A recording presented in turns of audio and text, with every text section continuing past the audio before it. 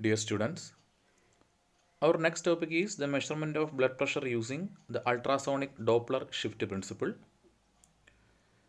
In this method, an occlusive cuff is placed on the arm in a usual manner with an ultrasonic transducer on the arm over the artery. The cuff is inflated first to above the systolic pressure and then deflated at a specific rate. That is, the cuff is inflated then deflated. A low energy ultrasonic beam, that is less than 5 milliwatt per centimeter square at a frequency of 2 megahertz, is transmitted into the arm by a transmitting transducer. The portion of the ultrasound that is reflected by the artery wall shifts in the frequency when the wall of the artery moves. And the above systolic, the vessel remains closed due to the presence of the occluding cuff and the monitor signals are not received. As the cuff pressure falls to the point where it is just overcome by the artery pressure, the artery wall snaps open.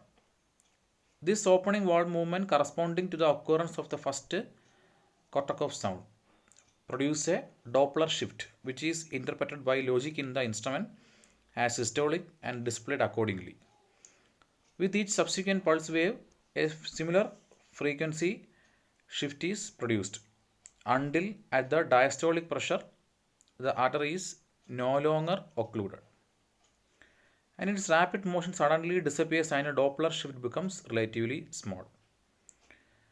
And the instrument notes the sudden diminution in the amplitude of the Doppler shift and cuff pressure at this point is displayed as a diastolic pressure. And special electronic circuits is used in the instrument help to discriminate against extraneous motion artifacts. A coupling medium is essential between the transducer and the patient's skin for the efficient transmission of ultrasonic energy. That is the blood pressure by using a ultrasonic Doppler shift method.